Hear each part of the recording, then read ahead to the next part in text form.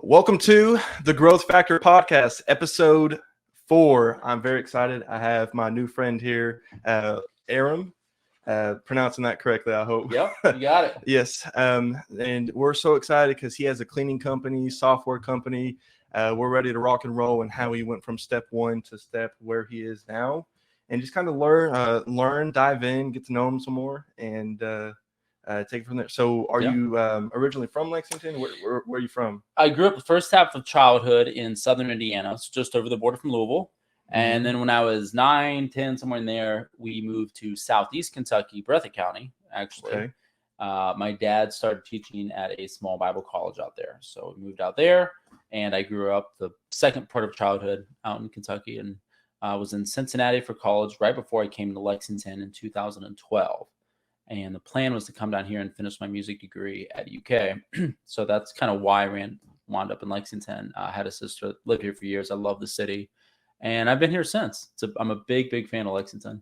Are you a big fan of Wildcats? I was a fan of the Wildcats before I got here. So yes, yeah. There you go. So not a Notre Dame fan. Nope. All right, there we wasn't go. an Indiana fan. None of that. Not a Louisville fan. No. Oh gosh, no. No. Bengals? No, I mean, I don't really watch any NFL. It was funny. I was talking to somebody on Sunday when the Lions were playing the 49ers, and the only Super Bowl I've ever watched was the Bengals when they played the Rams, I think, a couple years ago, just because it was so monumental. I was like, all right, we're going to watch it. So we watched that. And when I was watching, my wife is from Michigan, so she's a big Lions fan. So I was like, if they win this, we will watch a Super Bowl again. Like we'll host it, I was like, this is too good. It's been a big year for it. Yeah, and they just kind of threw it away there at the last half. So I'm not a big NFL guy. I don't really care a whole lot, but if somebody like the Bengals or the Lions are going to be in it, I'll watch that. And Wolverines just won national championship. Yeah, well, so it's funny. My wife being from Michigan, she's a Michigan State fan, and she hates Michigan. Really? Yeah. So she didn't really care for that a whole lot. She and her family are split between Michigan State and Michigan. So I was not expecting that. Yeah, I know, right? I'll be totally honest. I was not expecting that. Chucked it, from the news there. Yeah. Okay. So back on track here. Yep. What inspired you to get into business? It's funny. I quit college. I was the first kid in the family to not get a college degree, to not finish college. So it's kind of funny because usually you hear the story in the opposite direction. I have a very highly educated family, and I came in here, and weeks before I was supposed to start classes at UK to finish my music degree, I got an offer to work full-time as a butler, and then ended up going into business after that. And I didn't go to finish the college degree because I didn't have a roadmap for how I could use that degree. And at that point, I didn't have any student loan debt. And I was like, man, this is going to cost me a lot of money over a long period of time. And I don't have a plan for it. Now, if you've got a plan, to utilize the degree, that's great. But I didn't. And so business ended up becoming a passion of mine because I realized the value of control. That was the big thing. So my first book that kind of brought this to my attention was The Cash Flow Quadrant by Robert Kiyosaki. I read that one actually before I read Rich Dad, Poor Dad. And that idea of being an employee, self-employed, investor, or business owner, that was the first thing I'd ever seen that talked about more than one way to make income. And how important is reading books to your success? Yeah, I read them a lot. It was interesting. This past year, I read, was the first year that I read a lot of books that weren't actually solely business related. Up through, last year, I was only reading business books. So I've kind of branched out now, but I still read a good bit that does a lot with self-development and the business realm. But I think just reading in general, even in various, historical, sociological, psychological realms, it helps you develop a knowledge base about a lot of different things. And that makes you applicable in conversations and situations you're going to be at in life to know something about the situation you're in. So I'm a big proponent of reading or listening.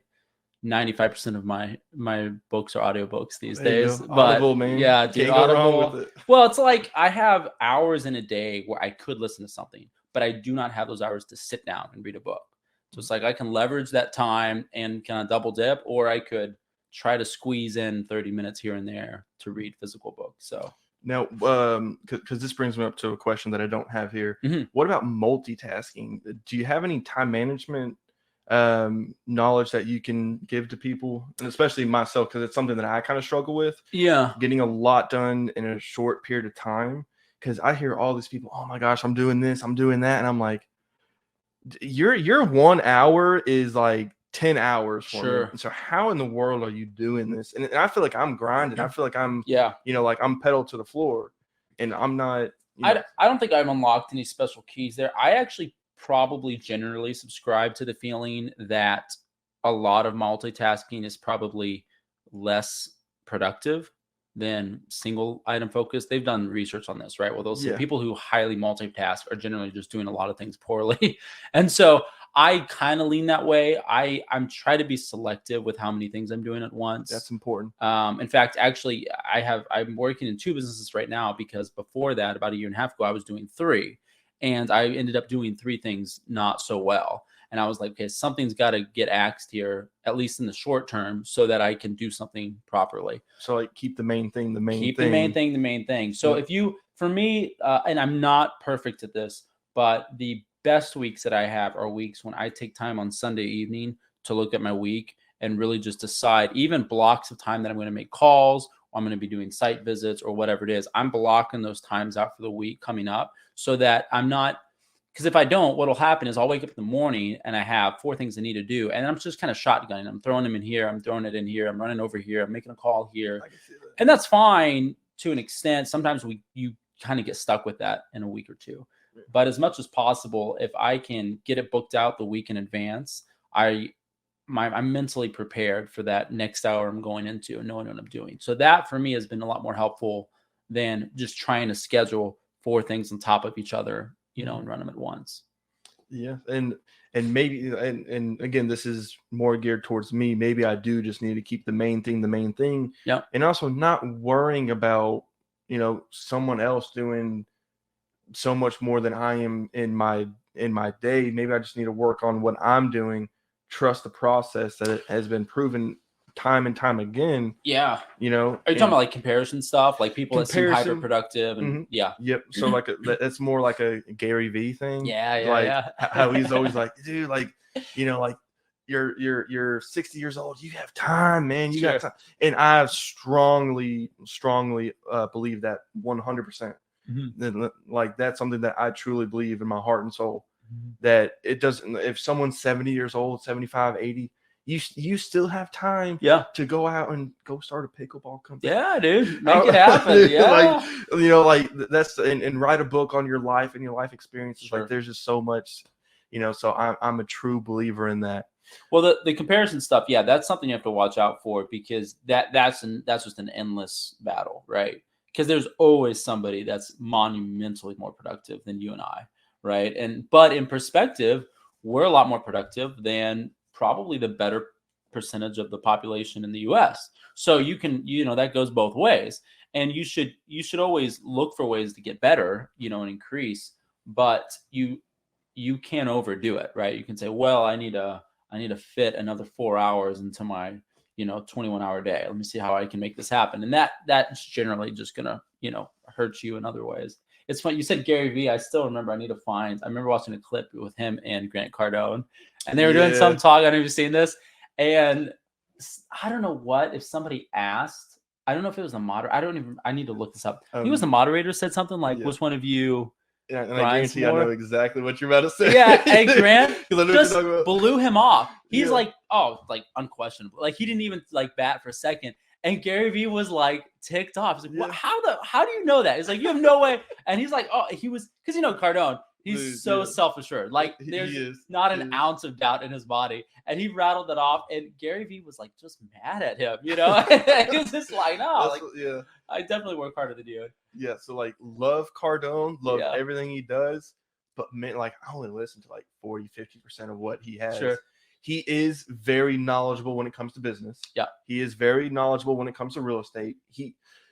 I'm not going to say that he's the number one person when it goes to real estate, but he definitely knows a lot. I would consider him to be an expert. Sure. He knows all. I mean, you don't go from, according to his story, going, doing a single family home. And then now, I mean, I don't even know how many units he has. I've lost track. Right. 10,000. I don't know, maybe more, maybe less, but that's incredible. So like he knows a lot about that industry. Right. Okay. So moving on, when I say the growth factor, there it is. What does that mean to you? And what does that mean in your business and just your life?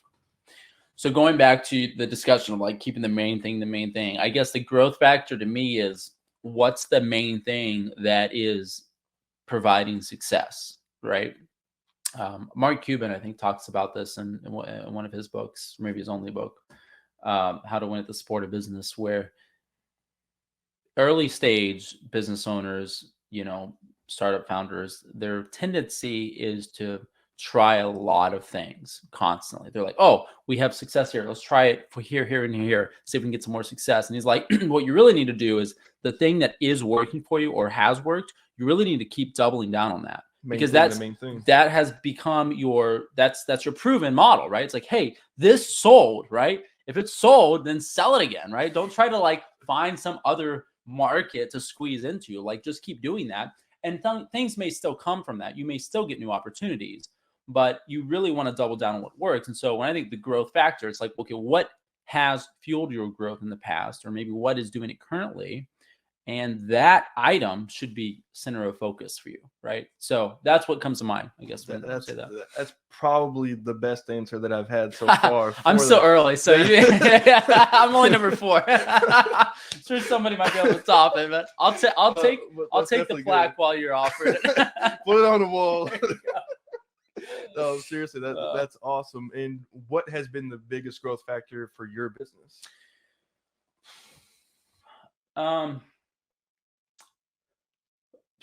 The biggest, that's hard to quantify. There have been several things that have worked. I guess one thing that's funny and maybe is counterintuitive. The things that have worked the best in both the cleaning company, and we're in a very early stage of software company, so we don't have a ton of success to pull on, but things, especially my cleaning company, that have provided the most success have been the things that when they were first brought to my attention, I completely discounted them.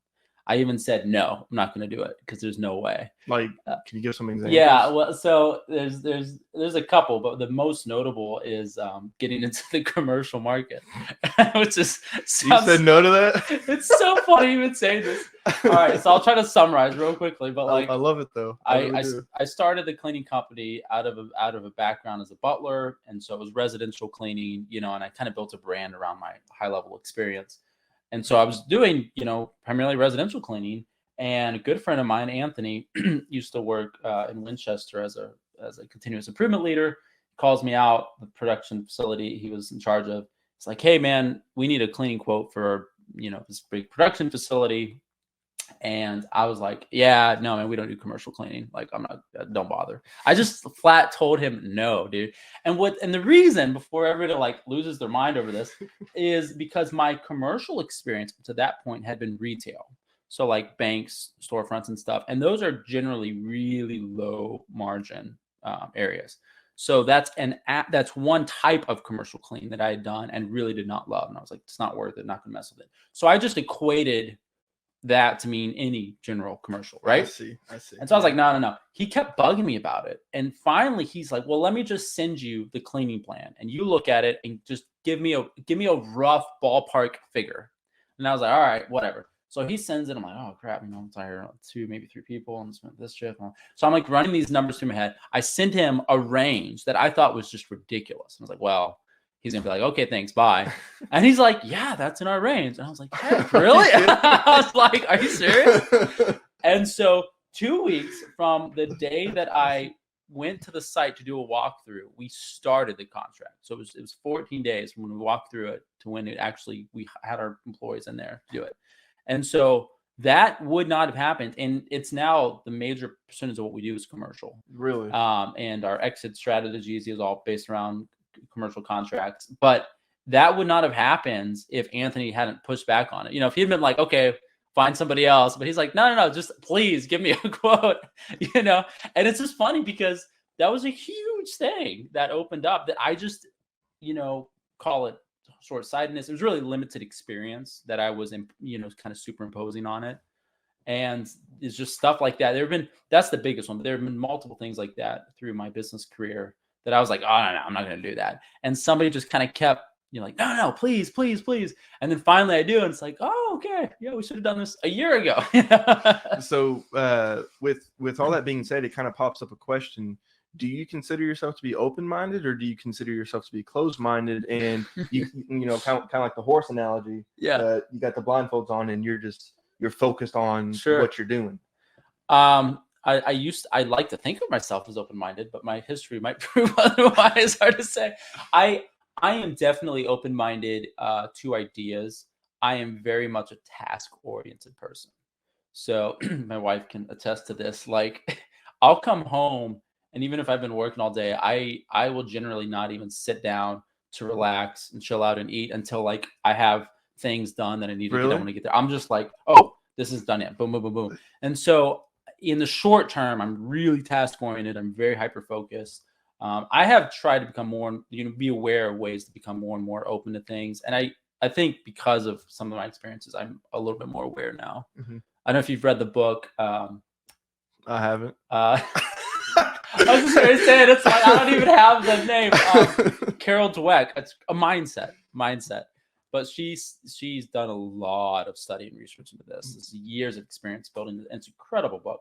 And she basically typifies that there are essentially two mindsets for pretty much all of humanity. And it's a growth or fixed mindset. And a fixed mindset stipulates that everything that you're basically stuck inside a box of your abilities and your particular advantages or strengths. And those can't be improved on. Or it's you have to be in a certain element to succeed. And the growth mindset just basically puts everything on the table. Like there's nothing that can't be developed. What about the compound effect? Have you read that book? Book? I've read that. I actually gave that book out to a bunch of people when I first heard about it years ago. And that's the last book that I've read, and the first one that I've read in probably several years. Okay. Yeah. That's a good one to start with. Yeah. We were literally, when I was one of the businesses I was working in, that was like a qualifier for us to work with people, was they had to read that book in 2 days. Really? We would hand that book and like 2 days, I want it back, tell me what you learned. And we would just— Where was this at? That was, so I was working with a direct distribution company. We did a lot of stuff for a manufacturing company or firm out of Michigan. And so it was kind of like mentorship coaching type stuff. And that was just like a qualifier. And it's like, read the compound effect. We'd give it to people. That's awesome. It's a good book. Yeah. But it's funny because like people look at Hardy as kind of being sort of, conceited and stuff. But his opening statement where he's like, if I had enough time, if I devoted enough time and effort, I could do anything exceptionally well, chess, tennis, whatever it is. And that's to anyone. That's anybody. That's anyone. Yeah. If you're willing to do that, the human mind and even your physical body has so much potential to learn and adapt things at a high level. And it's just, people generally kind of think, well, I'm good at this, so I have to operate in this lane, right? And I can't step over here. I can't step over here because I don't know anything about those, elements. Compound effect is great for that. Yeah. And I learned so much from that book as well. Yeah. So, yeah. Okay. So let's talk about the cleaning business. Sure. So what are some challenges that you faced early on, and how did you go about fixing those challenges and overcoming them and still being able to continue to grow the business besides the commercial? Yeah. I'm snatching that easy. Dropped on the door. I'm snatching that easy answer. Yeah, for sure. That's fair. So I think, I know that in the cleaning industry, one of the two, at least most challenging things starting out is getting clients, right? Getting customers. In fact, that's got to be true for just about any industry, right? Yeah. Starting from scratch. Like you're generally going to start a business because you think in that particular field you can attract customers. So that, for my case, that was definitely the first concern. It's like, okay, if I do this, how much money do I have to make it, right? And how am I going to get that money? Where are those customers coming from? So that was easily the most, the biggest challenge to overcome. I was really blessed starting out because I had developed a pretty healthy network of people in my butler career. I managed a very, very large home on a big estate here in Lexington. Really? So I did that for 8 years. I was trained at an academy in Toronto for butlers and household managers. And so I had That's why I went into the cleaning industry, because I had a pretty good base there, experience, right? And people was like, oh yeah, like I'm usually the first butler most people have ever met, that have ever been in that field. So I just kind of leaned into that, and I was able to establish some really good relationships and early clients from that, which was great. But overall, it's just being consistently predictable. That's another thing with the cleaning industry is there's a lot of turnover. There's a lot of ups and downs in terms of quality and consistency for that quality. And so we have at LexClean, we've been able to really work against that in a couple of key ways. And so people expect the same predictable result every time they have us out, which was what helps set us apart from a lot of the industry. That was going to be my next question. Okay. is what sets you apart. There we go. Because now obviously I have questions here, but I mean, Sure. Along the way, I just have stuff that pops in my mind. I'm like, man, that'll be a good question. So how do you approach marketing and acquiring new clients? It's funny. So on the LexClean front, the cleaning company front, we have never done any marketing of any type that I'm aware of. Really? Yeah. As far as paid marketing? Yeah, none. Well, I tell you that we've probably done. I mean, we've sponsored, a couple of events and things. We've had a booth. But it's not like mailers and stuff like that. We've never done mailers. We've never done even like a Google campaign or social media stuff that I know of. I think we had a guy who did some social media posts for us once, like as a trial thing, but nothing in over a sustained period. So our marketing experience is zero, effectively. So that's pretty cool, though, to say that your marketing experience is zero and that you're still able to grow your business. Yeah, well, that's pretty cool. For me, there were a couple of things involved in that. One was you need money to do marketing, and I had none when I got started. So that was just kind of an easy answer. It's like, well, we're not doing marketing, that's one expense we don't have to mess with. The other thing too, though, was I was building something around a personal experience and a brand around that. And so I needed to be the person that generated that and provided the value and actually showed the value over the long term. So all of our expansion has predominantly been, me just doing things. Even on the commercial front, when we got that first account and went from there, I would just go and visit manufacturing and production plants like on a weekly rotation and drop off flyers, drop off cards, knock on, their secretaries, all the gatekeepers, take all my stuff and see me the next week, take it all over again, and I just kept hitting the pavement like that. And I still do that now. So yeah, it's really just been, personal marketing more so than I haven't had an agency that I've been here, throw ads out there. So now you are the owner of this business, which I think is awesome. What are kind of your responsibilities, your day to day, and what does that kind of look like for you? Mm-hmm. So on the residential front, since going into commercial, most of our residential work is done by a couple of really, really highly competent crews. We have some of the best workforce in that realm that we have had since I started the company. And what makes them different? Is it again going back to consistently, hey, we're able to do things fast and quick kind of thing? No, it started off that I've always paid all of the people that have worked for LexClean more than the industry average for the state, by a landslide. And we don't offer a ton of benefits or anything like that, but we just pay more per hour than anybody ever. On the commercial and the residential front. So what that's allowed me to do is not have crazy turnover, which is a huge problem in the cleaning industry. Yeah. And people it still takes a minute to find a good person, but when you do get a good person and they're getting paid well, they'll stick around longer. So our residential teams are staffed now with just excellent workers that are incredibly productive and they're very dependable. I don't ever have people that say, I set them up with a schedule and then they're like, oh yeah, I can't do this day. They're organized and we keep on taps with that. But they're also getting paid enough that it's worth their time to be working for us. And are they busy throughout the day? Let's say 9 to 6, or is it hey, you have 3 jobs today. I'm going to pay you for 3 jobs. I'm going to pay you for the day, or how does that work? It can vary. Generally it's hourly for the most part, and we'll have a group of houses on a given day that a crew will run. And then there are a few people, these are really more contractors that come in for special jobs, like move out cleans or new construction. And we need an extra, like we just did an 8,500 square foot new build in Versailles, and that was multi-day, it was just a much longer project. Yeah. So when we do projects like that, I will bring in extra people and I'll just pay them for the job. Be like, I'm going to give you X amount for, this day or 2 days, 3 days, whatever it is. So it's a mixture. Depends on the project and what's going on. And then my next question is, can you share any insights into training a team, and growing and developing a team? Yeah. I don't know, like everything that we've done up to this point, I've just been super hands-on I was super hands-on in the early stages.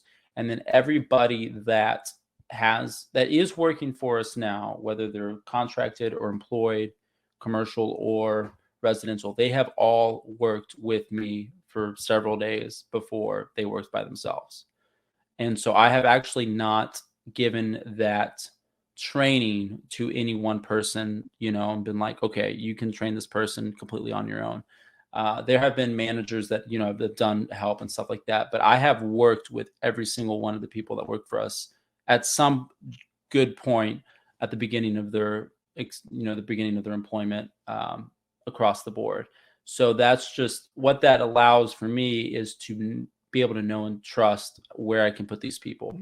So like, for instance, our, residential, when I was, starting to bring people on, I just had a rule. It's like, I'm not going to ever have somebody working in a residential setting that I wouldn't let in my house. Mm-hmm. Like if I don't feel that good about them, there you go, they're not going to anybody else's house. Yeah, because they're going, just not happening. Doesn't matter that we're insured. Doesn't matter that we're bonded. It doesn't matter that all of those, liability pieces are out of the way. Moral and ethics. Yeah. It's just like, if I wouldn't let them in my house, I'm not going to put them in anybody else's house. And so that requires me to work alongside them for some period of time to where I can feel comfortable about that. And then, so for everyone else that is watching this, what kind of process do you have when you are training them? Because you're the one training them. What kind of process do you have, and how important is it to have a process to train someone? As well, I guess not necessarily like, what did you go like into, like, hey, like I told him how to do this and that, sure, but more or less on a broad scale, like how important is it to have a process, make sure that everything is done correctly as you want it to? So the process for cleaning is not super complicated. Like there are some standard like ABCs, how you do things when you're cleaning a room or a facility. So that's not really crazy. What I'm most interested, because people can learn those. You can learn those from scratch, but hopefully you're somewhat experienced and you know them inherently. Like you're not a really, filthy person. You have a general sense of cleanliness. But what I'm more interested in is identifying how close they are to our core values. So predictability, energy, professionalism, those are things that for the company that we identified as core values. And I will communicate that to a new person, and I want to see if they embody that themselves. So like predictability has been a huge value for us, because people know and they retain us as their, as their clients, because they're like, well, this is a predictable result we're going to get from LexClean all the time. And so what that means on behalf of an employee is that they're always going to show up. And if they're not, I'm going to know about it beforehand. Doesn't mean that things don't happen, but if you no call, no show at any point, that idea of being predictable is already lost. And so that is a huge, red flag. And then just professionalism. I didn't realize how unprofessional people generally are becoming. Isn't it crazy? I was just like, I didn't think that was going to be a big deal, but it's like, yeah, no, like people just are shockingly unprofessional. It's I'm saying this, I am 90% of the time you'll see me, I'm generally pretty well dressed up. So I'm saying this as I'm in a hoodie and sweats. Don't worry about it. I came from 2 jobs before this. So I had two things I was doing, and supplies was dropping off. So I just didn't, get time to change. But so it's kind of a funny thing. But no, just general, the way they carry themselves, how they talk to people, that's important. Yes, sir, no, sir. Yeah, well, again, yeah, it doesn't mean that you like can, do everything super well, but you carry yourself well and you respect other people, and you're not strange to be around, honest person. You're not dishonest. You're not doing dumb stuff. And so there are just things like that where I can teach anybody how to clean something. Like it's really not that complicated. And even if you're bad at it, over time, I can get you there. It's not like rocket science. No, you don't need 20 years to really figure this thing out. But I'm much more interested if your core values are just something that resemble what we have in the company. That's the biggest thing. So are you planning on, so obviously, so this is a business that you're planning on selling, correct? Right. Yep. Okay. So my next question is how are you making this a sellable asset to where the next, now, okay, let me preface this before I ask this question, is the cleaning business, because obviously I'm not familiar with it. When you do go to sell it, is the next person in line, do they have, like, are they, hey, I am buying this with the intent of being involved in the everyday? They could be. I have seen cleaning companies get sold with that, and also with they'll just kind of take over or they'll sub it out. It depends on who buys it. It depends. Is it a national cleaning company? Is it a private equity firm that just wants cash flow? It really it can totally depends. Yeah. Okay. So, and then how are you prepping? Because again, this is the business that you want to sell. right. How are you prepping this to where you can sell it in 6 to 12 months? Sure. So the roadmap to getting on the market is just a certain ARR inside of our, strictly from our commercial contracts. No, ARR. I'm unfamiliar with that term. That's annual recurring revenue. So Okay, it's basically good deal. what you're Just bringing renewals. in. Just, yeah. And what that looks like on the commercial levels, our janitorial contracts are, generally 1 to 3 year contracts. And so we bill them every month for what we did the previous 30 days. So they're those numbers don't change until they're renewed and either go up or maybe down depending on what's happening. But it's the same number. So if you have a large, if you've got $2 million of revenue in those kinds of contracts, those are lovely to go on the market because they're just buying up all of those reoccurring contracts. So that's the plan, is we have a certain goal that we plan to hit. And once we hit that, we'll then go to the market. And I've talked to a couple of brokers in some very early stages of kind of feeling some of that out. That's smart. But that's the idea. And so when you ask, like, well, what would my involvement be? It really depends on who we sell to, what those terms are, and what gets decided then. But it can go a few different ways. And I'm people have even, I said, like, well, do you want to sell it? Do you want to keep it because it's good cash flow at that point? It really depends on if we get to that point that it is sellable and that we could, let it go. If I'm able to at that stage have like a COO or someone that is very, very good at what they do, and I'm essentially uninvolved entirely, I wouldn't have a problem keeping it then. But I personally have other areas that I want to be invested in, time-wise, family-wise, business-wise. And so the cleaning industry is just not something, as much as I've enjoyed it and I've done well with it, it's not something that I just plan to be in for 20, 30 years. Gotcha. So there are other things I'd like to do. Gotcha. So how are you able to maintain clients long-term? Because I know that for a lot of people, maybe getting the clients is easy. But again, there's two pieces of the puzzle to growing a business. You got to get the client and you got to maintain them. Sure. And that is the real value of the business. If you're able to, again, go to a seller or I'm sorry, a buyer and say, hey, this is my book of business. Right. The average retention is, let's say, I'm just throwing out a number here. Let's just say 5 years. Sure. But you're able to prove, hey, look at this retention. Sure. I'm at 10 years. Right. Compared to the average of 5 years. Right. So how are you able to maintain clients long-term? It's a great question. So this is really important. There are a couple of things for me. I guess the primary thing is that you have to be proactive about it, right? So first of all, we never get clients because we outbid or underbid anybody. That has never been the strategy. You don't want to be the cheapest around. We're never going to gain a customer by price ever in any capacity.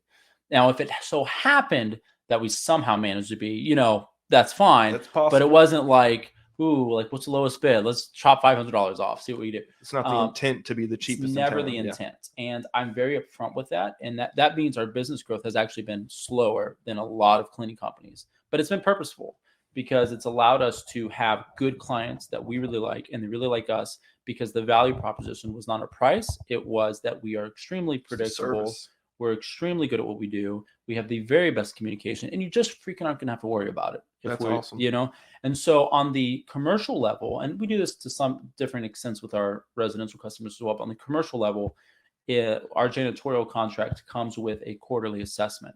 So each quarter I will sit down with whether it's the plant manager, the buyer, the head of human resources, whoever it is that is our point of contact for that facility, and the manager that oversees the account. So I sit down with the two of them and I go over the last 3 months and anything that's come up that, weren't good or needed to be addressed or things that got missed, and how we can proactively address that for the following 3 months. So even though it's a 1-year contract, I'm meeting with them at least 3 to 4 times in between that to make sure things are running well. And so, because if we got them because we weren't the cheapest, we were the best value, then I'm going to continue feeding into that value by being there when maybe I don't, feel like I need to be, just to make sure. Because what happens a lot of times, again, in the cleaning industry, is stuff will start to like slip away. A couple corners cut here, something's falling through the cracks there, and it's like kind of pushed around. And it's not bad enough for somebody to be like, oh my gosh, like somebody call Aram. Like this is, it's just annoying, right? And then a couple weeks later, it's a little more annoying. It's like, yeah. And so at least if I'm showing up to sit down with them and be like, hey, tell me what's going on. How are we feeling? I want them to tell me, it's great, except there's this one thing. It's just like, a pebble in my shoe. I don't really like, it's like, dang, let's take care of it. I've always been very, very proactive in that regard. And our residential customers is the same way, especially when we get a new residential customer. After the first 3 cleans or so, I'll be like, hey, we've had a team there for a while now. I've trained them, I've been there, but this is our 3rd clean. Tell me what you're liking and tell me what I really need this area to get more attention. I want them to have that on the, right out of the gate. And then a few months later, we'll do the same thing. Come back around. How are we looking? Everything good? Because we don't want to get in a rut where this is just how it's going to be, and I'm just going to have to live with it. I don't really love it. So like in constant communication with your client, pretty much, just to always, hey, what's going right? What's going wrong? Where can we improve? That kind of thing. Yeah. Now, how long have you been in the cleaning industry for? And are there any mentors that you have? Maybe not so much from the cleaning business, but is there any mentor? Well, one, is there any mentors that you've had inside the cleaning business and or outside of the business that have impacted your business? So April will be 4 years. We got started in April of 2020. So that'll be 4 years that we got launched. Excuse me. I don't think I have spoken to at various times other people that are really successful in the cleaning industry, but not for any like prolonged period of time, like in a mentorship role, just kind of like pick their brain type of stuff. I have had a number of people in the business industry as a whole that have been very, very pivotal to anything that I've done in business, just because they were really good at what they did and they were willing to spend time with me. And that's what made me interested in the business realm, as they're the ones that introduced me to Robert Kiyosaki and Darren Hardy and all these guys. And so not them specifically, but their books, I guess. I haven't met Kiyosaki yet. We're working on it. We're working on it. So yeah, I'm definitely the product of just being around a lot of people that have done some really amazing things and also have generally good lives. They're not, I remember somebody told me a long time ago, if success is strictly measured by your financial status, you're going to have a really hard life, and so for me as a Christian, success is definitely not a one-sided, like, okay, what's the net worth at? It's balanced across a number of things, and predominantly that'd be, my family as well as my relationship with Christ. And so those things are really, really important. And so I was very blessed for years now to have known so many good Christian leaders that have built large businesses and been extremely successful, but also maintained their integrity in the process. And that was appealing to me because before that, a lot of success that I saw was strictly financial. And they made a lot of, broken marriages, broken lives in the process. And I would look at that and be like, okay, I don't know if we want to go that route, I don't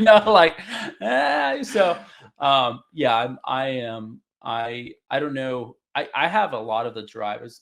I'm sorry, I'm kind of rambling. I was talking to a friend of mine, actually, my co-founder in the software company, Eric. He and I were talking just a few days ago, and we're like, dude, if we hadn't gotten married, we were just, single dudes. Well, we never met each other because we came together because our families, but like, we're both very driven, very disciplined, like hardworking guys. It's a good partner to have. Yeah. But that's like, awesome. If you don't have anything to balance that out with, and you're just money hungry, ready to go, like we just would have been depraved, like really successful, like stupid successful, because like we're super like hyper focused, but we would have like crappy lives, just like terrible, awful lives. And it, that benefit of being married to someone who's, really incredible, that can help balance you out. And then also having incredible spiritual mentors, it really keeps that a grounded view of like, are we doing a lot of things right at the same time? We're just making money. So very, very grateful that I've been surrounded by people on that front. Now, with that being said, this is kind of a Cardone question that I get from watching his podcast is how important is money to your life? Because now to kind of preface this, a lot of people say, oh, money isn't everything, money doesn't make happiness and all that stuff, which I do agree with. Sure. But I can also make this argument that money does create happiness. Yeah. I told my dad this, Dad, and then he was like, well, Kenneth, I really want to hear this. What is your explanation here? Sure. I was like, dude, if you have money, for example, if you have cash flow, let's say you got $50,000 coming in every single month. Yep. $40,000, $30,000, whatever it is, and you can step away from what you're doing. You can step away from what you're doing, knowing that all of the bills are paid. Your marriage, what is the stat? 50-something, 40-something% of marriages don't work out because of finances. Yep. On top, you can go on vacation whenever you want. You can't go wherever you want for how long you want if you're only bringing in 30, 40, 50,000. Right. Because I mean, obviously there's some limitations. Yeah. But for the most part, you will live a more fulfilled life having money. Yeah. And again, money doesn't create happiness, because you can have money and still have a crappy marriage, crappy life. Sure. You don't know how to be a father. You don't know how to be a dad. You don't know how to be a husband, and so on and so forth. But for the most part, I do think that money does create happiness because of that idea that it creates that freedom. And also money makes more, the old saying, money makes you more of who you are. Yeah. You know what I mean? Oh, I would totally agree with that. I always like to counter that money doesn't buy happiness is saying that's always mentioned by people that are very unhappy. It's the cop out. Like, it's whatever. The cop out. It's like, have you had money? Like, do you know? Because I want to ask someone that's got $10 million in the bank account, hey, are you happy? I guarantee you they say yes. So it is, to me, like the problem with that is everybody takes it as an either or, right? It's like, oh, well, it's either money doesn't buy happiness or, your life is a wreck. It's like, well, it doesn't have to be those two extremes, right? And so it definitely does buy happiness. Now, happiness hopefully isn't the only thing that you're striving towards, right? And so the problem with wealthy people that live awful lives is they only seek happiness. And a life that is only happy is a very, very empty life. Does that make sense? Don't mean to get philosophical here. No, this is awesome. I'm telling you, this is awesome. It's not untrue that money buys happiness. I would assert that is very true. It's just, if all you want to do is be happy, you're going to have a really crappy life, because you can't actually stay happy 100%. So then are you saying strive for joyfulness? Well, yeah, sorry. I sort of derailed the thing there.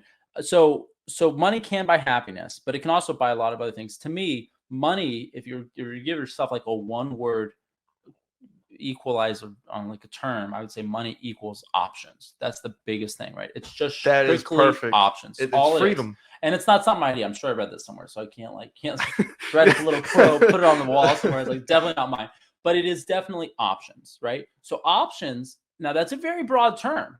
It could be really bad options. There are a lot of people doing a lot of bad things with money, but it's because they have the option to do so. Or on the flip side, in our case, a lot of the things that we want to do over the next 10 to 20 years, our goals as a family, those are all options that are all requiring a certain dollar amount. Like it's all it is, right? I did the math and I'm like, okay, well, I'm not going to be able to do this unless we start a business and, we make that amount of money. It's it's kind of a black and white thing. So to me, I tend to think people in America that are born here that have infinitely more opportunity than people born, across the world in a third world country that genuinely do not have the kind of opportunities. To me, I think you're probably underperforming if you're not at least striving to make more money than you would at like just a normal job. I think that you're probably maybe, that might be a blanket statement I'm in trouble for. But I don't subscribe to the whole like clock in, clock out, 9 to 5, 40 years of your life and sit on a retirement. Like I just don't understand it. And I think that we just have too much opportunity here to like co-sign that life. But that doesn't mean that everybody needs to be a Grant Cardone either, right? And just go hyper crazy, be hyper successful, and buy as many boats and houses as they can, right? Like it's not an extreme, right? It means that there are options available, and whatever you want to do with your life and whatever you feel called to accomplish, you need to sit down, like really seriously draw it out, figure out what those numbers are. And if you're not going to get it at your 9 to 5, then you need to figure out how you can either supplement or pivot into something that'll give you that option. And the whole thing behind that is money. That's all it is. Mm-hmm. And time too, right? Because you can make a lot of money and work 80 hours a week for it. You could have a job that pays well, but you never ever have the time. Be really good at sales. At sales, yeah, exactly. And that's also, to me, if your success is strictly on the financial side and you never have time, I don't really think you're successful. Kind of like car salesmen, how they work. Again, so nothing against the car industry, but I know those people work every single holiday. Beat it, man. They work, like you said, the 80, 90 hours a week. Yep. And that, if there's only how many hours are there in a week? 150, 128. Yeah, so 120 something. I don't know. But if you're obviously you got to get your 6, 7, 8 hours of sleep every single night. And then if you got to do that plus work 80 hours a week, it's like, you can't be happy in a marriage, and how are you going to be there with your family and so on and so forth? It is 168. I was like, 120 doesn't sound right. It's 168 hours. No, you're absolutely right. I will say the best car salesman that I have, and I know a few personally that have done really well, they generally pivot into something else. So they don't stay in car sales long term. And the ones, I do know a couple of older people that have been in the industry for a really long time. They do a lot less now than they did starting out, because they can kind of leverage their success to basically say, okay, I'm not going to do this for 80 hours a week. I'm going to do it for 20, right? But I can make enough sales, I can do well. I have enough recurring clients that, I know what my income is going to be. But what'll happen with really good car salesmen that really perfect the craft of selling is they'll go into a different business altogether, because they've developed that skill set over a period of years in the car sales, and they'll go into something else because they realize, I have to get the time. I got the money thing figured out. I've developed a crazy good skill set, but now I need to go do something else that allow me to get the time leveraged. So your best car salesmen really are not going to be in it at 80 hours a week for the long haul. And that's because they realize 80 hour a week is taking time away from it. It doesn't make sense. Yeah. If you do, you're doing it wrong, because you either need to switch industries, start something, or you need to go to your dealer and be like, hey, I know I'm the best person here. I know I've been the best person for 5 years. I'm not coming in this many hours. You know what I mean? You have leverage. You should have the leverage. And if you don't, well, I don't know. It's like, then you're not a good salesman, because it's like again, any like lot will have you. Yeah. It's like, yeah. So I don't know. It's like, I just think if you're doing that long in car sales, you're either an unmarried bachelor who has nothing to do and you're happy to do that, or you're just doing something wrong.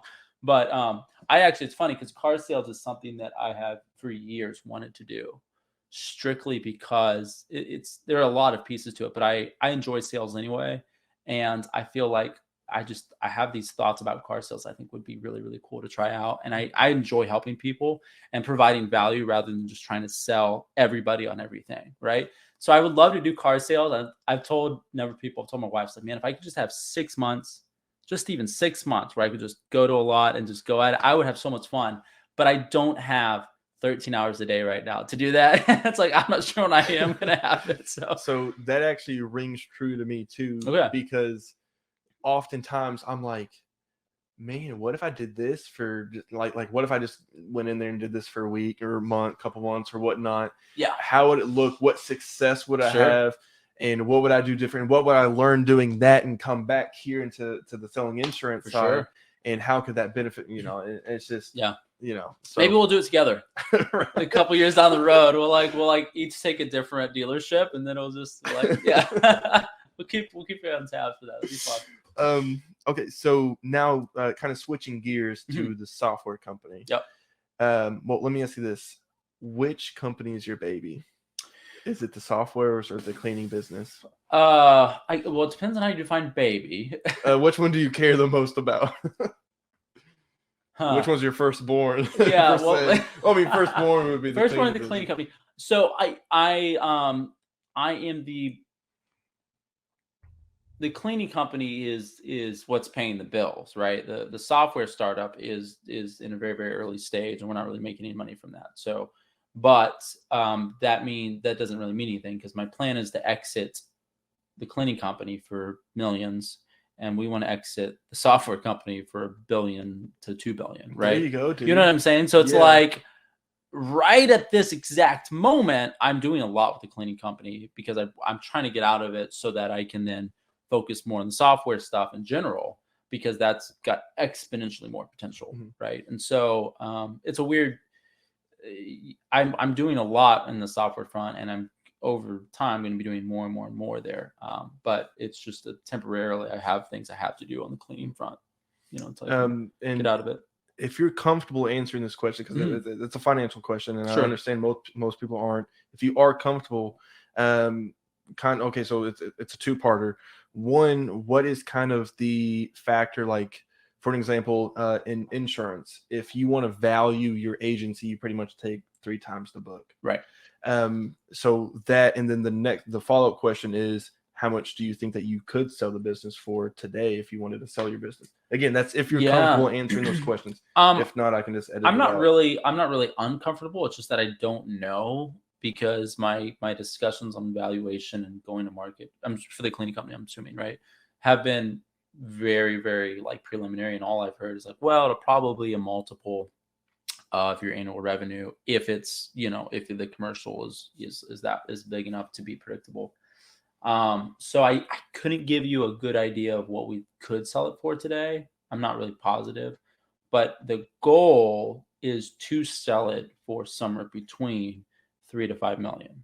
That's the goal, right? It's like, awesome. I know that mark is when I'd be like, okay, I'm good to exit now and go a different direction. Yeah. So that's the plan. And I just don't have enough data to tell you what that would mean today necessarily. That really, because, and it's been 4 years. Yeah. That's awesome. Yeah. I don't know. It might be another 4 years before we get to that point, but even so, if it is, I'll be happy, Absolutely. Like I said, it's been slow growth because maybe because we're not doing any marketing, maybe we should, I don't know, but it's been slow because my approach has been very specific. It's been very targeted, and I've been really concerned with the quality of the process as we're going, and that's rather important. Than trying to overload. Like we called on so many, like we went crazy trying to get a lot more commercial clients after that first one. And that first one, really the first year, but definitely the first like 4 months were terrible because we had no idea what we were doing, right? It was crazy. We didn't realize how the money was going to function, because in residential, you're getting paid as you do a job, and you're going to commercial, you do a full month of work and then you bill them, right? And you pay all of your employees, that whole month while they're working. And so you don't make money. So it's like upfront. Upfront costs are totally different. Mm-hmm. So I was like learning all this stuff. I had no idea what was going on. And we just, it was hard those first several months in the commercial front. And I was like, man, I look back and like, I'm so glad we didn't get another 4 clients that quickly like we did that first one. Because it could be detrimental. It could have taken us out. We didn't have any idea. Cash flow is important. Oh man, it would have just fried us. And so it's, looking back, I worked hard to get more clients, but they just nobody went that fast. And I'm grateful for it, because I needed to learn how that side of the industry was going to function. But yeah, so it's been good all the way around. So my question is regarding the app. Mm-hmm. What benefit does it have because again, it's a cleaning company app, if I'm remembering correctly. Yeah. Okay, so what purpose does it do? What is it doing? I know that it's in kind of the beginning stages. Mm-hmm. What is like your goals for it? Right. What do you want it to do? And just talk to me about the whole thing. We've had a couple of really cool pivots very recently that are kind of restructuring what we're doing this first quarter.